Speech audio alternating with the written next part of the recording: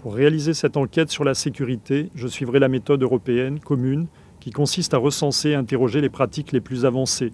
Je vous invite donc à un trop court voyage en 3 temps, à travers premièrement un état des lieux dans le primaire et dans le secondaire, deuxièmement les questions cadrées par l'institution et troisièmement les réponses existantes et mises en partage au niveau européen.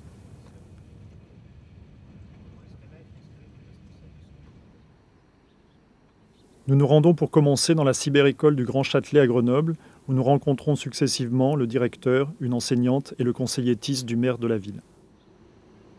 Monsieur Philippe Douce, vous êtes directeur de l'école du Grand Châtelet à Grenoble. Vous faites partie donc du réseau des cyberécoles promues par la ville de Grenoble. Est-ce que vous pouvez nous décrire tout de suite l'histoire qui a conduit à la mise en réseau de votre établissement et puis comment vous vous situez par rapport à ce travail ? Moi, je suis arrivé l'année dernière dans l'école et donc le système cyberécole était déjà en place. Donc je suis arrivé dans un système qui fonctionnait. Qui permettait aux élèves d'avoir accès aux ordinateurs. Par contre, ce que nous avons fait ensemble avec toute l'équipe, c'est de développer toutes les pistes de travail et de mettre des axes pédagogiques dessus. Donc, en fait, on a essayé d'augmenter le nombre de postes et puis on a essayé de dépasser les problèmes de matériel et des difficultés qu'on rencontrait avec le matériel. Parce que vous voyez que ces ordinateurs-là n'ont pas de CD-ROM. Ce sont de vieux appareils qui ne peuvent pas encaisser des programmes qui peuvent aller sur Internet facilement. Donc en fait, nous n'avons qu'un appareil qui nous permet de faire correctement toutes les recherches de documentation sur Internet. Par contre, on peut utiliser tous les autres en réseau. Et ça, c'est très intéressant parce que ça nous a permis de développer énormément de choses, énormément de pistes de travail en matière d'écriture et en matière de vie collective de l'école. Alors, étant donné votre expérience, est-ce que vous pourriez identifier premièrement les problèmes liés à l'usage du réseau, qu'il soit intranet ou Internet ? Les problèmes sont ceux que les parents rencontrent avec leurs enfants dans les familles, c'est-à-dire si les enfants ont librement accès à Internet, ils peuvent tomber sur des sites prohibés pour les enfants, des sites pornographiques, des sites qui vont les entraîner bien au-delà de ce que nous voulons et qui peuvent les mettre en danger parce qu'ils ne sont pas armés pour être face à ça, pas du tout. Et il ne faut absolument pas qu'ils soient face à ça. Donc la technologie SLIS est pour nous une sécurité parce qu'elle est un paravent et il y a des publicités qui sont bloquées et des sites qui sont interdits. Donc on n'a pas à penser à ce problème-là, on a juste à veiller à ce qu'il n'y ait pas à ce que certains sites ne passent pas au travers des mailles du filet. Donc aujourd'hui, on va aller chercher la carte d'identité du pays dans lequel se passe l'action de votre livre pour l'Expo Livre. D'accord les filles? Oui. Je vous rappelle que toute la procédure est ici. Donc là, vous êtes sur Google, le moteur de recherche. Vous allez taper l'étape 2 qui est trouver le site. C'est Carta.net. Et bien c'est parti. Ah, c'est bien marqué. Les filles, hein. Voilà, carta.net, vas-y. On n'a pas mis des. Et voilà, vas-y, tu vas sur le site. Alors il y a eu donc un seul incident qui a eu lieu donc l'année dernière pendant les horaires de classe avec les élèves dans la classe. L'enseignante cherchait des paroles d'une chanson, donc en fait elle a ouvert Internet. Au moment d'ouvrir Internet, elle est tombée sur une image, une photographie pornographique. Elle a tout de suite fermé, ouf, les enfants n'avaient rien vu. Ces images étaient extraits d'un site généraliste, d'un portail général, où il y avait dedans une petite rubrique adulte et on tombait directement sur des photos pornographiques. Donc ça, ce n'était pas bloqué par SLIS. Voilà. Donc ce site a été, le portail a été signalé à la ville et qui est rentré, je pense, dans une liste d'interdits.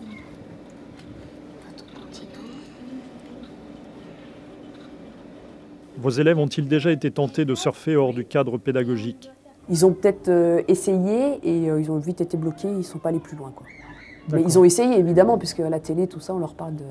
On peut aller sur Internet, voir des choses, mais sauf que tout ça, c'est des accès payants et de toute façon, ça a été bloqué par SLIS. Voilà. Non, mais en général, quand on leur donne des fiches de suivi, ils vont chercher l'information où il faut.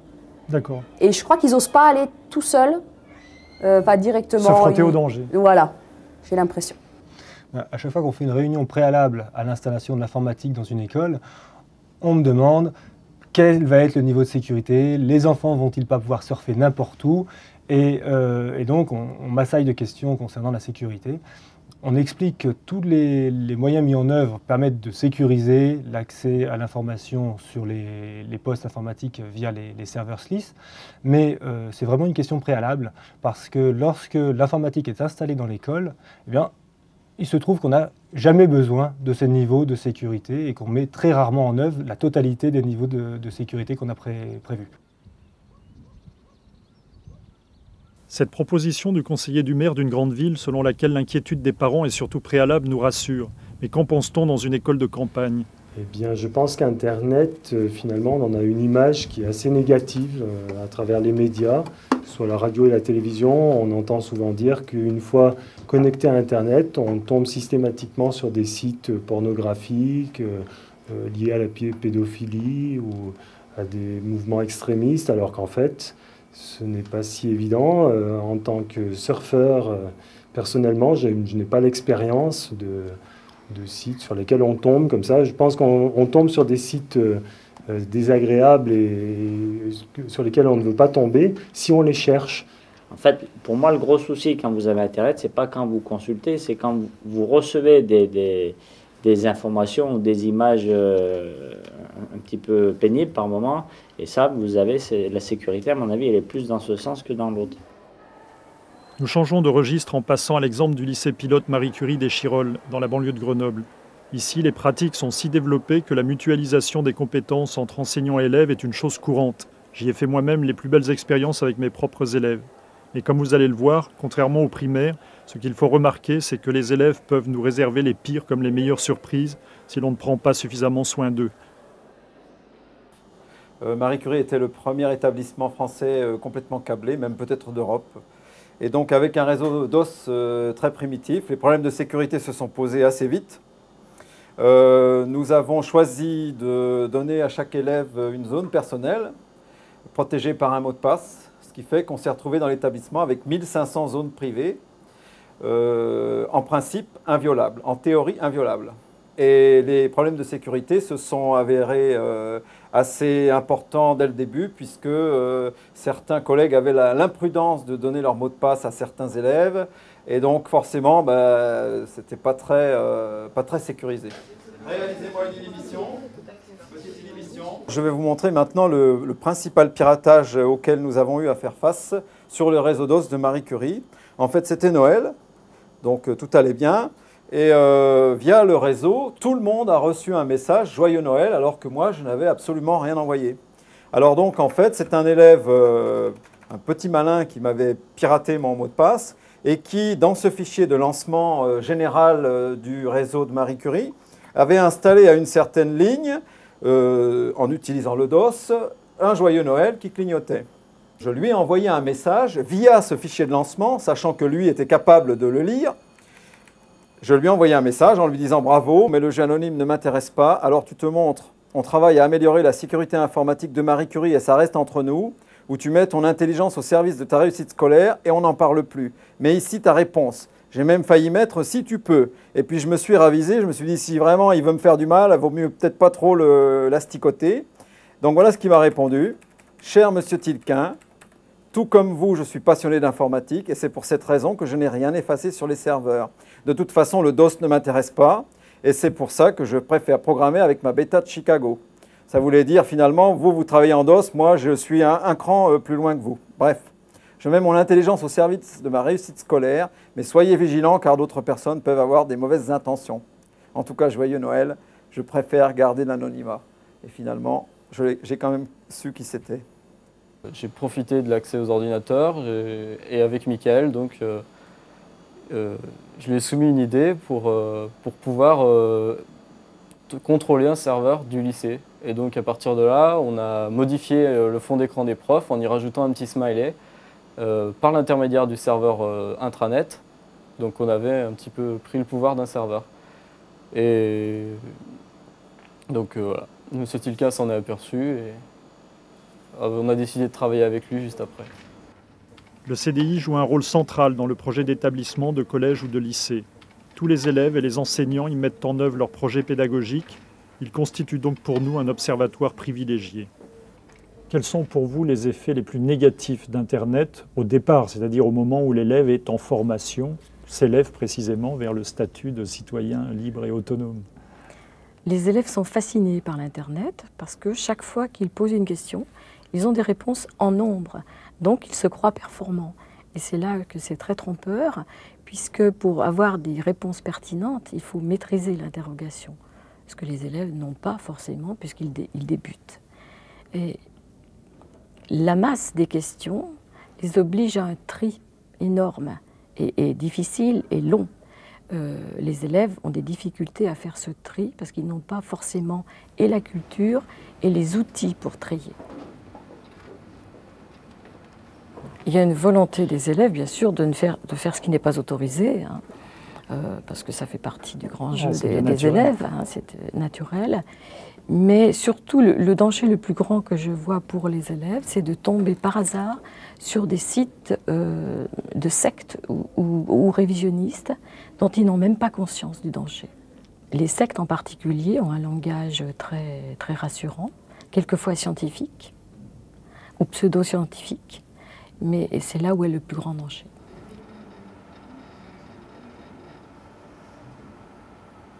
Les élèves ont en principe un accès libre aux machines dans le CDI. Cette liberté n'est qu'apparente parce que si on les laisse faire, on a eu donc toutes les dérives possibles à la fois sur les machines et aussi sur le piratage de données, la destruction de données. Donc très vite on s'est aperçu qu'il fallait mettre des règles de consultation et d'accès aux machines.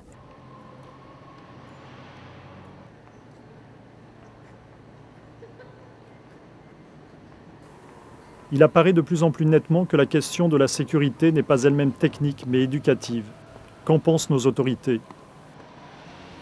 Monsieur le conseiller du ministre, l'éducation est la priorité du plan d'action gouvernemental pour l'entrée de la France dans la société de l'information. À ce titre, le brevet informatique et Internet constitue une pièce maîtresse du dispositif de notre ministère. En quoi le B2I constitue-t-il une réponse aux problèmes de sécurité? Bien, écoutez, la première des choses que je voudrais dire, c'est que effectivement, la priorité du PACSI était dans l'éducation. Et ce qu'on a voulu faire, c'était d'abord de former et de sensibiliser les jeunes à l'utilisation des technologies de l'information et de la communication. À ce titre, on a effectivement mis l'accent sur un certain nombre de choses, dont les aspects sécurité et possibilité d'accéder aux informations sur Internet dans des conditions les plus sûres possibles. Donc, on a mis en place une organisation, on a défini un certain nombre d'outils, et le B2I est un outil à vocation pédagogique qui a été créé et qui va maintenant connaître une diffusion dans l'ensemble des établissements scolaires. Donc c'est un outil pédagogique, il faut bien être clair là-dessus, qui définit un référentiel pour que les élèves qui vont sortir du système éducatif aient un niveau et des connaissances, je dirais, de base en matière d'utilisation de l'informatique et d'Internet. Un des items importants du référentiel qu'on a créé dans le B2I concerne la formation à l'usage citoyen d'Internet. Ce qu'on veut, c'est que les jeunes qui vont surfer sur Internet le fassent en toute connaissance de cause, qu'ils soient au courant des difficultés et des problèmes que pose la mise sur le réseau d'informations personnelles, qu'ils sachent que tout n'est pas permis et tout n'est pas autorisé sur Internet.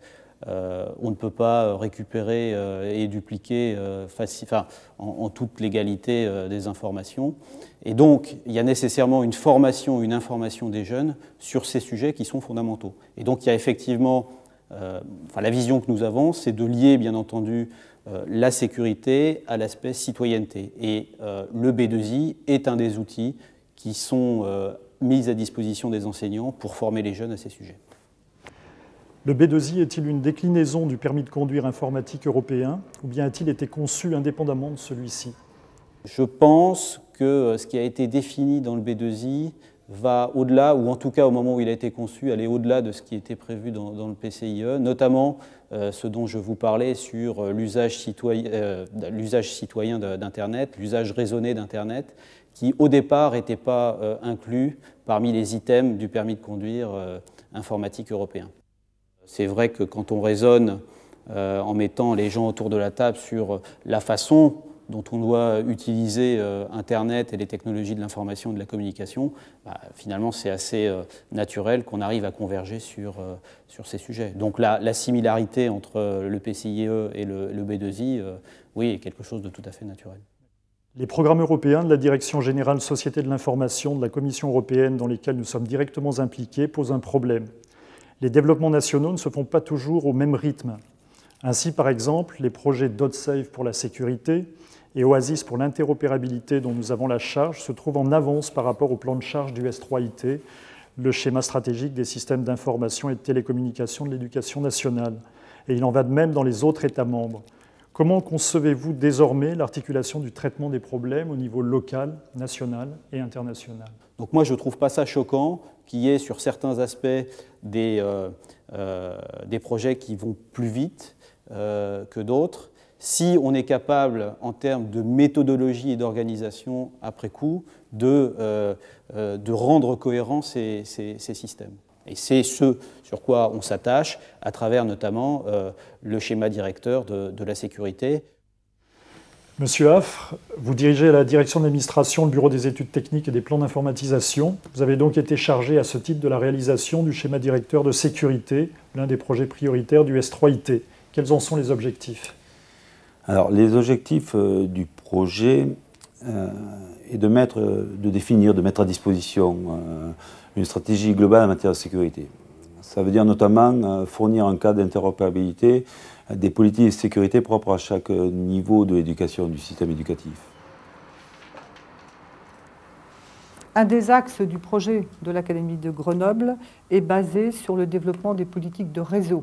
Et en matière de réseau, il faut en particulier passer du réseau informatique des établissements scolaires au réseau de travail coopératif. Alors, voulez-vous nous exposer le chapitre concernant la sécurité? Alors, en ce qui concerne la sécurité, il y a un gros aspect technique, mais cet aspect technique vous sera développé par le responsable du CARMI. En ce qui concerne la politique académique, l'objectif, c'est en particulier d'assurer un ensemble de procédures de mise en sécurité du réseau informatique et en même temps d'avoir des objectifs liés au développement du projet de plateforme d'assistance aux utilisateurs, dont une des déclinaisons est de développer ces procédures de sécurité.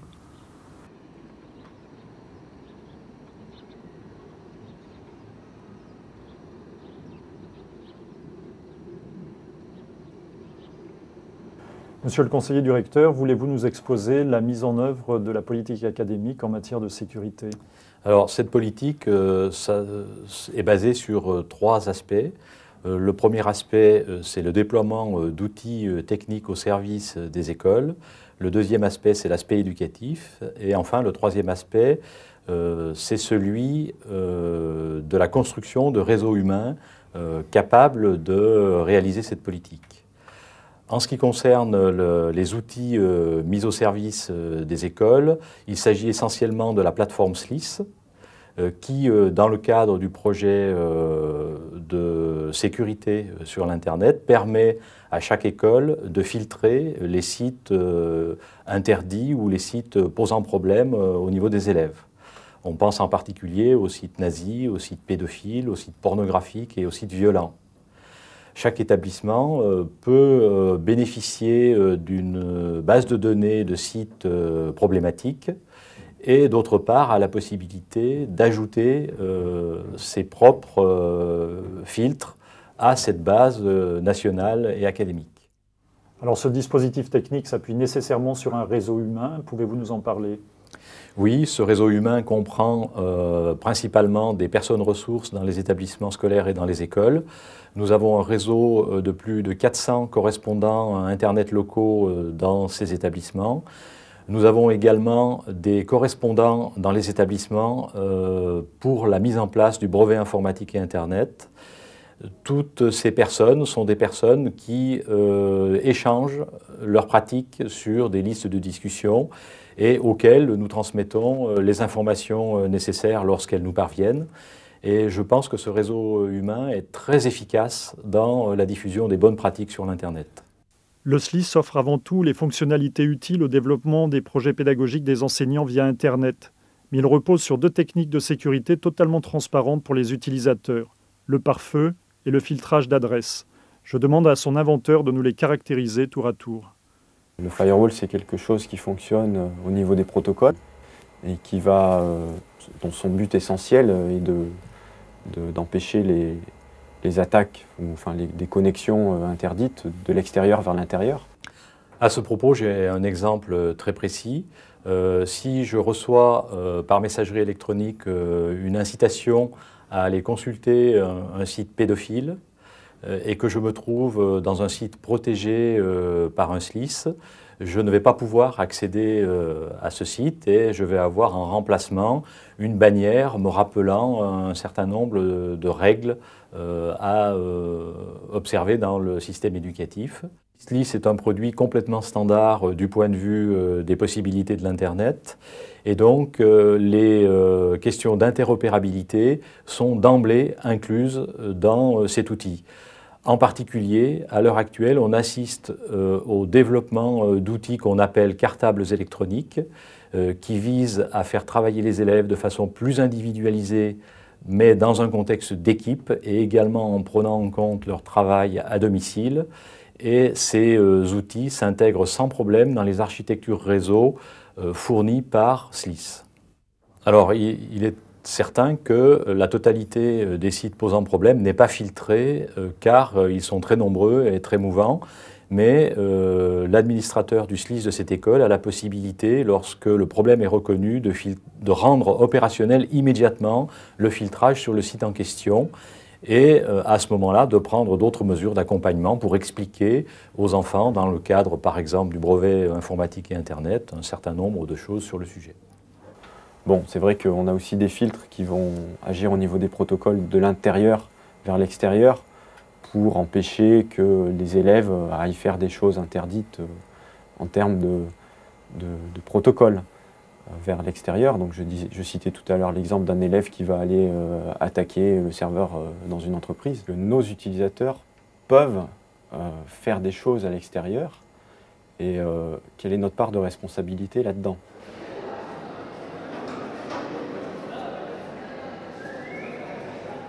Des élèves avaient installé ce qu'on appelle un cheval de Troie sur notre serveur principal et qu'ils s'en servaient pour contrôler ce serveur. Donc, juste pour vérifier, nous avons installé un logiciel qui nous a permis de vérifier ce genre de choses et donc de supprimer quelques chevaux de Troie qui étaient installés et qui permettaient aux élèves, entre autres de changer des notes sur leurs bulletins. Les pirates sont tous plus ou moins les mêmes, c'est-à-dire qu'ils ne peuvent pas faire ce qu'ils aimeraient faire, exercer leur passion de l'informatique et la mettre au service des autres parce qu'ils sont élèves. Alors les plus méchants sont généralement ceux qui se sentent le plus rejetés, qui se sentent le plus exclus du système informatique du lycée. Ils ont donc une espèce de haine qu'ils exercent en faisant plus ou moins des actions méchantes. Alors que plus un élève va se sentir accueilli par le lycée, plus il va vouloir travailler dans le même sens que les personnes qui le font au lycée, et plus donc il va faire quelque chose de positif, c'est-à-dire gentiment, plus du genre à donner des avertissements qu'à détruire des données. Et donc c'est proportionnel à son sentiment d'intégration dans le lycée. En ce qui concerne Internet, les élèves ne se connectent jamais délibérément sans nous dire ce qu'ils doivent faire.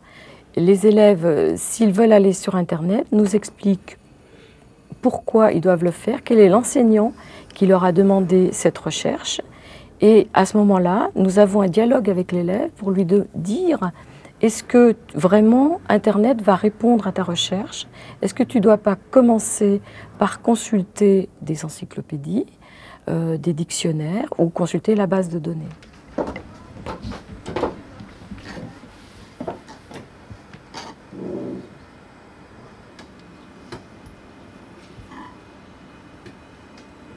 Ça permet donc ce contrôle pédagogique de mettre l'accent sur la méthodologie de la recherche. Et en même temps, ça permet de montrer qu'il y a un adulte derrière eux, qu'il y a une présence éducative chaque fois qu'ils sont sur l'Internet, qui est le domaine de liberté totale. On ne veut pas que les élèves se noient. Le B2I est une très bonne réponse à cette formation. Encore faut-il que les compétences exigées des élèves soient déjà acquises par les enseignants.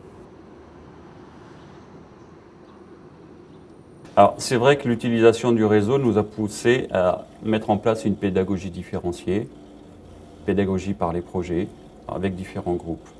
On ne peut pas tout surveiller, donc c'est la relation de confiance qui prime. C'est exactement la même chose pour les recherches sur Internet. On donne un objectif et la relation de confiance fait que ça fonctionne ou que ça ne fonctionne pas.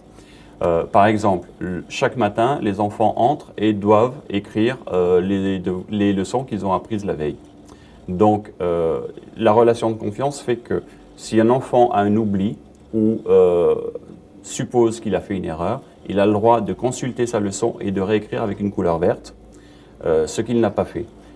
Au moment où ça se passe en classe, je n'ai pas la possibilité de vérifier si tout le monde joue le jeu. Mais lorsque je corrige les cahiers, je me rends compte que tout le monde joue le jeu. Parce que les enfants savent très bien que ne pas savoir ou faire une erreur, c'est possible, que ça n'est pas grave, parce que c'est comme ça qu'on apprend et c'est comme ça qu'on va se rattraper après. Donc, on a exactement les mêmes dynamiques sur le réseau. Comment on s'y prend pour atteindre un objectif? Quelles sont les erreurs que l'on peut faire? Quelles sont les aides qu'on va pouvoir appeler? Toutes les ressources que finalement chacun peut obtenir. Et donc, il y a les entraides, il y a la référence au professeur, il y a la référence à ceux qui savent et ceux qui ne savent pas. Et c'est comme ça qu'on met en place toute une série d'activités qui sont directement en relation avec le B2I. Mais le B2I, pour nous, ce n'est pas du tout une situation d'apprentissage. On a besoin des compétences qui sont dans le B2I pour atteindre les objectifs des projets qu'on met en place. Donc finalement, on se rend compte que le B2I se met en place tout seul sans qu'on en parle. En somme, vous finalisez le B2I partant de vos projets pédagogiques. Et ça permet de faire en sorte que le B2I n'est plus un instrument externe plaqué sur une pédagogie préexistante. C'est parfaitement intégré et donc c'est ce dont il faut se féliciter ici. C'est une approche vraiment originale. Le B2I, c'est un outil pour nous, ça a été un guide. Qu'est-ce qu'on va pouvoir trouver comme activité qui permet de connecter le B2I et les compétences quotidiennes. Bon, on a un projet par exemple qui s'appelle Écriture Mail, où chaque enfant a un correspondant adulte et l'objectif c'est de novembre à mai d'écrire une nouvelle en liaison avec cet adulte. Alors l'adulte est un correcteur, c'est-à-dire qu'il dispose d'un code de correction qu'on a rédigé ensemble, toute la communauté des adultes correspondants et moi-même. et il donne des idées de correction, des idées de développement aux élèves. Donc, les élèves vont piocher sur le réseau leur texte, ils savent où cheminer à l'intérieur du réseau pour retrouver leur texte, avoir la version 1, la version 2, la version 3. Ils envoient par messagerie leur texte à leur correspondant, qui leur renvoie une correction. Cette correction est archivée, dupliquée pour être corrigée après, parce qu'on garde toutes les traces de toutes les étapes. Donc les enfants savent nommer un fichier, l'archiver quelque part, en faire une photocopie pour en faire un fichier à corriger, en faire une photocopie pour faire une version nouvelle, réexpédier ça, faire un fichier attaché, etc., etc. Et tout ça en relation donc avec des partenaires extérieurs à l'école. Avec des partenaires extérieurs qui sont des enseignants volontaires parce que ça les intéresse, qui sont des parents d'élèves ou qui sont des partenaires extérieurs, centre social, ou aussi beaucoup de partenaires que j'ai rencontrés sur les chats parce que je pratique beaucoup les chats dans le domaine de l'éducation. Alors on dit que l'Internet ouvre l'école sur le monde, je pense que vous l'illustrez ici à merveille. Donc je vous remercie de cet entretien. Merci à vous. Après cette magistrale démonstration, je finis mon enquête sur une vision prospective. Les projets de cartable électronique, susceptibles de faciliter et de renforcer les échanges des élèves à l'intérieur et à l'extérieur du système éducatif, appellent une véritable mutualisation et une véritable interopérabilité au niveau européen. L'école de Saint-Paul-de-Vars s'y emploie déjà. Alors j'ai essayé de trouver un système qui permettrait d'impliquer justement les familles, de leur permettre de suivre un peu plus leurs enfants, et c'est donc la raison pour laquelle j'ai créé la cyberclasse, qui est un cartable virtuel dans lequel on trouve tout ce qu'on peut trouver dans un cartable d'enfant. Mais je me suis quand même fixé pour objectif de créer un cartable qui soit efficace et qui permette d'aller très vite pour la mise à jour. Et j'ai découvert un langage de programmation qui s'appelle le PHP, qui est accessible sur le serveur de l'académie, et je me suis employé à me former tout seul sur ce langage pour réussir à atteindre mon objectif. Et j'ai donc donné une nouvelle mouture de la cyberclasse qui est entièrement automatisée.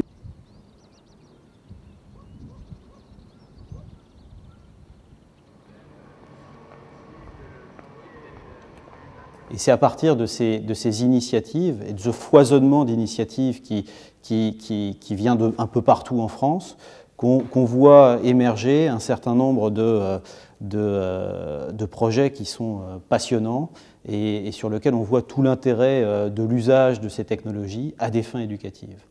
Et donc, je dirais que tout ça est parti d'une relation de confiance entre les élèves, leurs parents, les enseignants, et globalement le système éducatif.